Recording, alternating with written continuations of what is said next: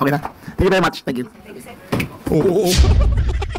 Papatumba ka pa, lagyan ka talaga, ba't di ka pa natuluyan? Mamaya na ho natin pasitahan yan si Father Adik at itong si Renato Reyes. Rumekta na ho tayo dyan sa Malacanang. Kung bago lang ho kayo sa PH Update, sa like at sa subscribe. Masaya na ho tayo dyan at sa mga gusto sumali sa ating community, yung join button, nandyan lang ho sa baba. Papasadaan ho natin dito itong si Aling Chapsuy at itong si John Vic Remulla. Yung nagsabi na sa Noche Buena, handa daw ho natin Chapsuy. Pambihira talaga tong Aling na to. Walang awa siyang bayan ng Pilipino. Mamaya ho mga kapabayan, pasadaan natin yan. Direkta ho muna tayo dito kay John Vic Remulla. John Vic, kumusta yung natanggap mong sandabukal na masasakit na salita kahapon dyan sa rally? O ito, magsasalita na ho si John Vic. Masaya po pong ipinaparating sa inyo na kahapon po ay napakapayapa ng ginawang pagkilos ng mga nagpoprotesta laban sa korupsyon. Ang total number po namin na estimate ay hindi ho lalagpas ng 20,000 sa buong Metro Manila ang nagprotesta. Sa People Power Monument po ay at its peak mga 6,000. Sa Ito talaga mga pinklawan na dilawan, nakala mo pagka nag-organisa sila, ang dami. Yan ho, ang testamento na walang nakikinig dito sa mga dilawan, pinklawan na to. Ganyan na ganyan ang mangyayari. Ganyan na ganyan ang senaryo sa 2028 election. Tingnan nyo man ho mga kababayan. Tuloy mo. Luneta ay 3,000. Sa Liwasang Bonifacio ay 1,800 to 1,000. At its peak sa Menjola on the first wave ay 2,000. And second wave ay 200. So, meron pang ibang mga scattered all around Luzon and Cebu and other places. Pero, gusto ko rin po parating sa inyo na 100% po na walang nasaktan, walang acts of violence, walang hooliganism, walang anarchy. At yung security preparations ng PNP po ay nasunod at sumunod rin ng mga tao. Questions po? First question po, Kat Domingo, ABS-CBN. Sir, good afternoon. Sir, yesterday you were heckled while you were monitoring the operations of the PNP in some of the rally points. What was your reaction with regard to the public's seeming dissatisfaction with regard to your service and presence there? Well, you have to distinguish between what you said within the public and the people there. You're talking about the public, you're talking about the entire population of the Philippines. I don't think it is... Yun ang sentimiento, buong Pilipinas. Gusto ka nilang urahin. Gusto ka nilang gigil na gigil sa pagmumukha mo sa bayan ng Pilipino, lalo na yung mga taga-Davao. Anak natawa. As bad as you portrayed it to be. Pagdating po sa mga tao ron, kasama na rin sa trabaho natin yan. Everybody has the right to be heard. Everybody has the freedom of speech is enshrined in our Constitution. So yung ginagawa sa... Kaya kahit sabihan ka na parang kang gago, kailangan mo dyan dito. Noon, gumura ako. Halos ano nung pinagsasabi sa akin, okay lang sa akin yun. Yan. As long as they keep the peace. Hindi, as long as na GILD secretary ka, as long na meron ka pwesto sa gabinete ni Marcos Jr., ganyan ka kapala pagmumukha yung mga remulya. Patanong na sabihin nila kung ano nararamdaman nila. Kung damdamin ko lang iniintindi nyo, baliwala naman sa akin yun. Sa sobrang kapal na mukha ko, sabi mo. Sa trabaho ko yun. Kung sa Facebook nga, ano-anong nakukuha kong message doon. Pareho na rin sa live na nangyayari yun. Hindi ko na inintindi yun. Mas importante yung trabaho na ginagawa namin. Yan. Sir, on a slightly different topic, can we get an update with regard to the whereabouts of Zaldico as well as Porac Mayor? Porac Mayor Jaime Capil. Zaldico is believed to be in Europe, suspected to be in Portugal. He is suspected to have a Portuguese passport acquired so many years ago. Nakakatawa, nakakatakbo ng congressman, ng party list representative, merong banyagang pasaporte, malakwakan. At lahat ng mga congressman, malamang sa malamang, merong ganyan. Ayun lang ang details. Nakiusap kami sa lahat ng mga Pilipino sa buong mundo na kung makita na rin si Zaldico, kung pwede nilang picturean, padala kagad, i-post kagad sa internet para may idea tayo kung nasaan siya. Sa ngayon, ang hinala namin ay nasa Portugal siya at doon po siya naninirahan. Pagdating kay Porac Mayor, he is in the Philippines as of immigration records, dito pa rin siya. There is a warrant of arrest out for him and he has sent surrender feelers to the PNP. We will know within this week kung mag-surrender siya. Kung hindi, umpisa na namin yung intensive manhunt para sa kanya. Sir, yung kay Zaldico in Portugal, can we confirm if he has a golden visa and how does the DILG intend to repatriate him to the Philippines considering that we have no extradition treaty with Portugal? That is something the DFA will have to answer, not the DILG. Interior kami, so it's only within the Philippines. So pagdating sa ganyang bagay, the DFA is the best person to answer. Okay po, next question, Eden Santos na 25. Secretary, good afternoon po. Sa part po ng pagtugis kay former Congressman Zaldico, wala po ba tayong group effort? Pagtugis? Pag-aresto sa kanya dahil meron naman pong warrant of arrest. Ang tugis in English is hunting ba yun? Ang tugis po, hunting yan. Sige. Wala po ba tayong group effort para mas mapabilis yung pagdakip po sa kanya? Talagang ginamit mo yung group effort. Meron naman. Kasi diyan kayo kilala yung group effort ginawa nyo yung kay Tatay Digong Pero pagka mga magnanakaw, anong group effort? Walang group effort. Ano lang nila yan, titignan lang nila yan. Zaldico, huwag kang magpapahuli sa kanila, nanantaw ka, lilitsunin kanila. Ngayon kung gusto magpahuli, ilabas mo na lahat ng mailalabas mo o may dito sa issue ng mga maano yung flood control. It's a whole of government approach to get Zaldico. The DFA, the DILG, the Ombudsman, the DOJ are all working together in order to get a satisfying outcome into the repatriation of Zaldico back to the Philippines. To what those measures are, I cannot speak of yet, but I think when it comes to repatriation, DFA should be the lead. Sila dapat magsabi kung anong gagawin. So wala pa po yung pag-cancel ng kanyang passport? Meron na, pagkalam ko na. Wala nang kwenta yung pag-cancel, meron siyang foreign passport. Yung cancel, hindi niya na nga ginagamit, hindi nga nila matrack kung nasaan siya. Cancel na yung passport. Pagkalam ko lang but you can check again. Pero again, we believe he's holder of 2 passports. Not only a visa but 2 passports. So doon yung may complication tayo na konti. Next question, Napaganda ni Saldi. Marisa Marie Napaganda Jamie. ni Saldi. Good afternoon, Secretary. You mentioned when you accompanied those the first batch of those arrested to the Quezon City jail when they were jailed there that in a few weeks the bigger fish will be arrested already. Can we just get an update on that? Will we be able to really capture them in a few weeks' time before the Christmas Christmas? Capturing them is not the issue. They're in the Philippines. Mahanap yan. It is the wheels of justice turning. Ang angas yun, mahanap yan. Si General Bantag na din yung makuha-kuha eh. Mahanap yan. Pumira oh. Ang dami yung mga most wanted sa Pilipinas, di nila mahanap-hanap eh. Mahanap daw. Kanya talaga ito si General. Nainintay natin. Pinaandaran na naman ho tayo ng kahambugan niya, no? The Ombudsman will file the necessary cases in his own time. And after that, when they have a warrant of arrest, we will get them. 100% we will get them. But definitely there will be bigger fish because that is one of the issues that Yes, were raised we will. yesterday in the rally that parang in their own words, puro dilis at sapsap lang daw ang mga na-aresto and not the pating at mga balyana. Ngayon papunta na tayo dun sa pating. Grabe, yung mga kataga ni Senator Rodan de Marcoleta, yan ho talagang ginagamit ngayon itong mga reporter, mga dilis, sap-sap, di ba? Yung mga pating, amo mo yung pating. Kaibigan ng kapatid mo yung pating, bride niya sa paternity, yan si Martin Romualdez, yan yung mga pating at balyena. Pating si Martin Romualdez, balyena, yan si Lisa Araneta Marcos at si Marcos Jr. Talaga, sino ba shot caller? Di ba? Ano ka natawa? Sino pumipirma ng budget? Nasama si Lisa? Ano ka natawa? Asawa ng presidente. Ano ba sabi ni Saldi ko? Diba? Lahat ng skandalo sa... Naku, balita natin, yung presyo ng sibuyas nag-i-skyrocket, nag-to the moon. Anong natin si Lisa? Baka alam niya dahilan. Ingat Balyana. Doon na tayo papunta. Yeah. Malapit na yan. Bigyan natin ng ombudsman ng karapat-dapat na oras. Kasi si ombudsman meron siyang ethics sa pag-file ng case. Gusto niya may reasonable certainty for conviction. So hanggang hindi niya final yan, ibig sabihin hindi siya sigurado. So pag-file niya, ibig sabihin yan, sigurado siya makukonvict na lahat yan. Wow, talagang matindi. Bilog na bilog ka dun sa kapatid mo ha.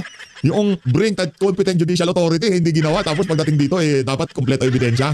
Anak ng to, ibang klase talaga itong mga Remulla na to. Mga kababayan, kahit anong mangyari, lalo na mga taga-Cavite, kung sino man makakalaban itong pamilya na to, huwag niyong iboto to. Mga perwisyo sa Pilipinas to. Dapat sa Cavite na lang kasi kayo, anak ng to ka, pumasok pa kayo ng nasyonal, yan tuloy, nagkanta yan dito ang Pilipinas. In his own time, lalabas. Thank you po. Ngayon papakinggan po natin si Police Brigadier General Randolph Tuanyo. Okay na ako. There are no other questions. I have a meeting at the house, so okay na. Thank you very much. Thank you.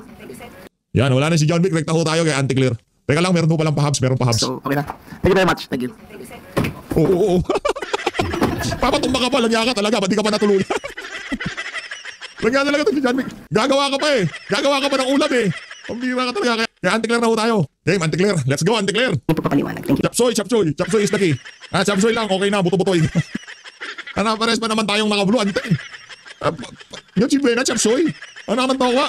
Di man lamang ginawang adobo. Chapsoy talaga. Gulay. Pira, sobrang haba na ng buhay ng mga Pilipino. Baka hindi na mamatay, puro gulay. Puro gulay na lang eh. Walang baboy. Chapsoy. Totoo lang, ganito talaga. Carrots nga ngayon, yung ganito kalaki, 150. Kaya yung accurate nga yung chapsoy nitong si Madam.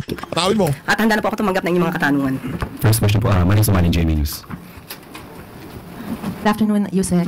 You mentioned a while ago that the president is one with the nation in their calls to make the liable answerable to or to be held accountable for their for the issues on flood control and budget insertion. But one of the major calls also in the rallies yesterday was for the president himself to be held accountable, if not by virtue of direct link, by virtue of command responsibility. What is the reaction of the president to these calls? And let me just also clarify what you mentioned yesterday in the interview in the special coverage of GMA. Is the president willing to appear before the ICI if there will be evidence that will link him to those issues? Ang ICI po ay isang independent commission. Kung ano po ang maibibigay sa kanilang maniwanag na ebidensya, wala naman pong pagtututol ang Pangulo dyan. Kung sasabihin po natin na command responsibility, siguro magbigay na naman po Command responsibility. Ano ka Command responsibility. Ang sekretary niya tumatawag sa Committee on Appropriation para mag-insert sila ng budget. Command responsibility. Nung dumating, yung gab sa lamesa mo, pinirmahan mo, sa ulo ka, tapos command responsibility. sila kung paano nila ililink Loko niyo ang na Pangulo naman patungkol eh. dito. Tandaan po natin, ang Pangulo ang nagpasimula nito. Yan ang packaging nila eh. Packaging mo nila yan. Siya ang nagpaumpisa nito. Pero 2024 pa lang, 2024 November pa lang, nagagalit na daw siya kay Martin Romualdez. Umabot ng ilang buwan, 6 na buwan, bago pa siya nagalit ng mahiya naman kayo. Anak ng tawa. December pa lang, January pa lang, si dating Pangulo Rodrigo Duterte, binulgar na niya yung mga kalokohan sa budget na yan. Sa ayon sa gusto natin, babalik tayo doon sa budget na pinirmahan ng amo mong magnanakaw. Pamilya rin na magnanakaw eh.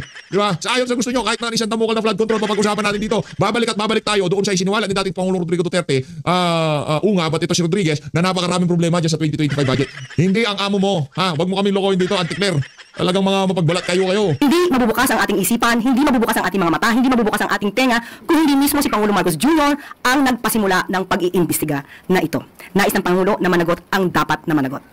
Ma'am, just a follow-up. There were also calls for the President to sign as urgent the anti-dynasty bill. Pwede po ba kaming humingi ng reaction lang dito? Pag-aaralan po ng Pangulo kung ano nasa sa loob po ng bill na yan. At tingnan po natin kung ano magiging reaction po niya. And one last, reaction din po ng palasyo dun sa sinasabi ng mga tao na for also the Vice President to be tried for the issue on intelligence funds. Again. Kasi ang panawagan po ng mga tao yesterday, Pangulong Bongbong panagutin, VP Sara litisin. So, meron din po kay VP Sara. So, yung may mga efforts pa ba for the Vice President to also be tried on the issue that was linked to her before? Kasi parang ang dating sa mga tao, parang nakalimutan na yung issue on intelligence funds. O siguro panawagan po ito sa mga nag-iimbestiga, sa mga complainants, kung may mga ebidensya naman po, dapat kumilos na rin po sila. Lahat naman po ay dapat managot. Kung dapat na sangkot or sila ay sangkot sa mga maanumalyang, let's say, mga corruption. Hindi lang ang flood control projects po. Lahat ng korupsyon na sila ay may ebidensya, dapat pong panagutin ang dapat na managot.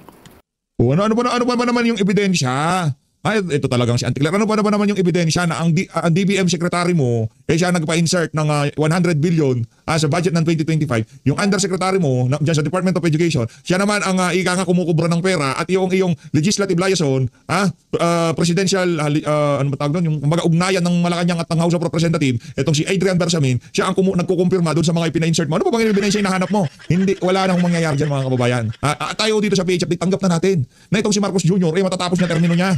Immune na ang sambayan ng Pilipino sa pagnanakaw ng administrasyon na to. Masakit man hong tanggapin, masakit man hong sabihin na kahit na ano pa bang worse na di umano nag-aalmusal ng marijuana presidente. Meron pa bang magiging worse doon? Meron pa bang magiging worse na yung mismong kapatid ng presidente, sinasabi niya adik ang presidente natin, di umano? Meron pa bang magiging worse doon? Wala na. Yun na ho ang sukdulan ng kasamaan ng presidente na pwede niyang gawin. Wala na, sukdulan na ho yung mga kababayan. Meron pa ba? Wala na. Ba't nandyan pa si Marcos Jr.? Kasi matatapos niya termino niya. Sa 2028 na ho talaga tayo, magkakaalaman dyan. Tanggapin na ho natin katotohanan. Maglabas tayo ng ating saloobin, pero nandyan na yan eh. Yun na yun, ika nga. Thank you. Follow-up question, Ivy Reyes, Milenario.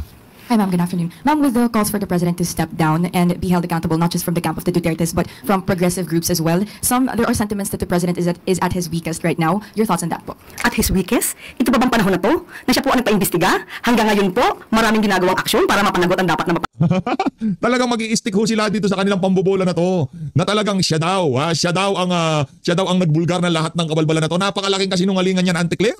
Anak ng toka, sa ayot sa gusto niya, sa dami ng mga bagyong darating, hindi niya kailangan ibulgar yan. Mabubulgar at napakasinungaling mo, Anticler. Ano ba yan? Ang gigigil ako sa'yo. Ang gigigil ako sa'yo.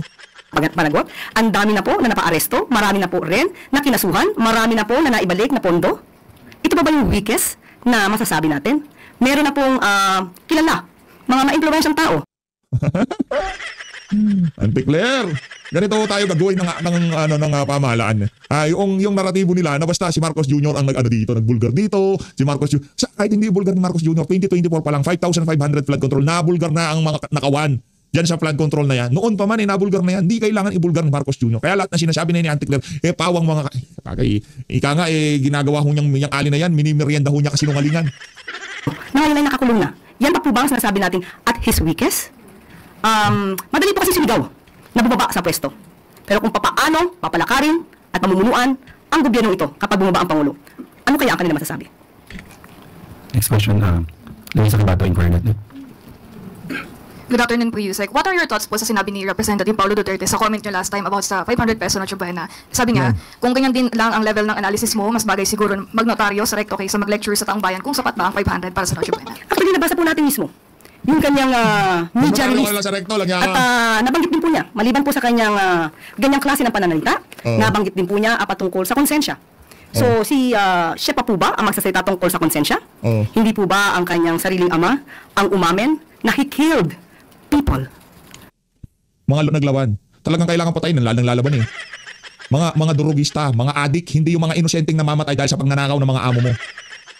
Ha? Anticler? Sino po ba ang may kakilala na hitman at kayang magpaliquidate? At sino rin po ba ang umamin na hindi gumagalang sa human rights? Now, are we talking about conscience? At patungkol sa sinabi rin po niyang korupsyon. Hindi po ba ang sarili niya ring ama ang siyang umamin na siya ay korap?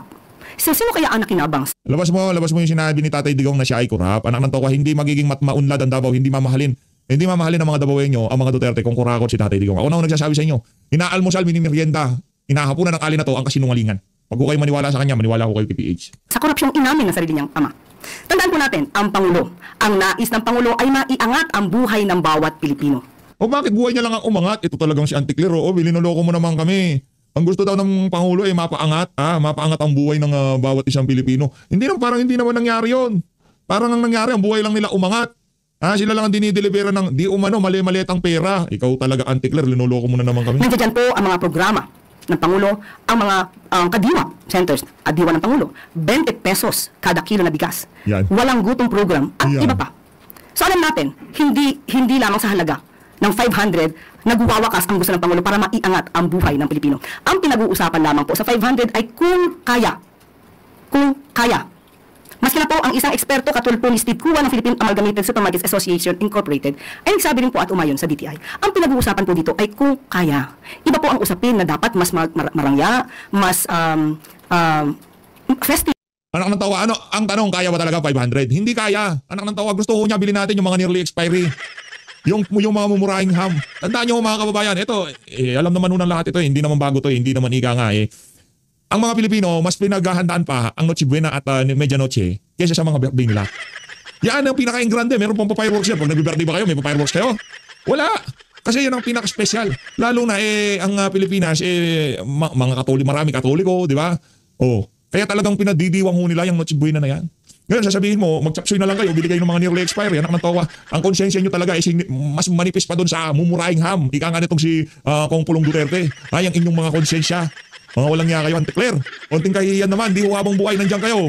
Itong mga video na to, hindi lang ho ngayon ito babalik-balikan ho ito ng mga susunod na henerasyon. Ito ay public records na ito, lahat ng lalabas na salita sa bunganga nyo. Yan ho ay naka-record na. Kaya please lang ho, ayusin ho natin. Mag-stick lang ho tayo dun sa mga katotohanan. Doon yung mga kabalbalan, mga kabalintunan, itago nyo na lang ho yan. Kapag pinag-usapan natin ang handaan pamasko, ang pinag-usapan natin dito ay kung kaya. Yun lang po ang issue ng DTI at the time dahil ang DTI po, pinagmamalaki po nila na ang mga manufacturers ay nakausap nila. Ang manufacturers ng mga basic needs, basic commodities, na huwag magtaas ng presyo hanggang katapusan ng December. Yun lamang po ang gusto ring ipagmalaki ng DTI at ito po ay isinagawa ng DTI para sa taong bayan. Sana hindi po nila ma-miss yung pinaka-essence kung bakit sinasabi po ng DTI na kakayanin. Nag-briefing na sila, nag-usap-usap ng mga gag na paano nila i-handle itong backlash na to na ginawa nung isa pang di natin malaman kung adik o kung anong nasa utak nung nung isa sa mga sekretary nitong si Marcos Jr.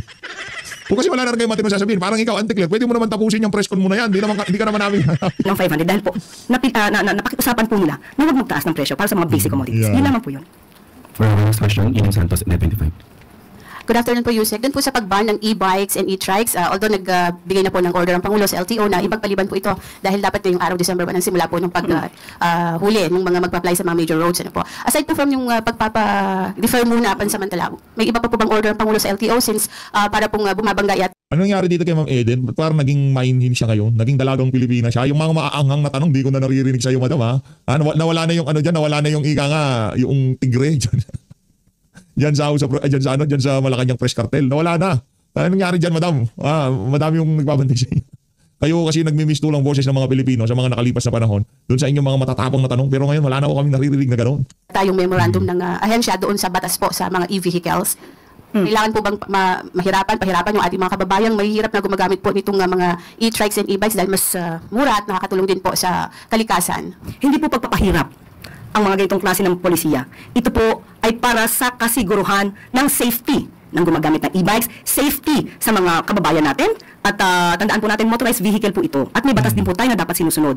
Diyan magkakasundo tayo dyan. Yan yung pagbaban ng mga sa mga major roads. Siguro sa mga kanto-kanto, sa mga barangay roads, okay lang na gamitin, pero dapat pa rin maingat. Kasi pagka kayo nagmaneho sa kalsada, hindi lang yung buhay nyo yung hawak nyo dyan, pati yung mga kasalubong nyo, yung mga madadaanan nyo, napakadelikado ho niyan mga kababayan, no? Napakadelikado niyan. Tapos pagka nakatama yung mga na to, itong mga tawag dito, itong mga e-bikes na to, kakamot lang sila na ganun. Sorry po, gaganon lang, di ba?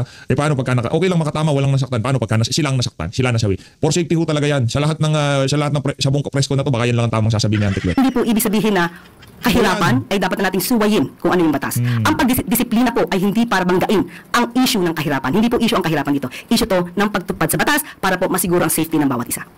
Pero yung Republic Act, yung EVIDA law na sinasabi, Yusek, hindi po kaya yun na kaya bang i-override nung memorandum ng ahensya?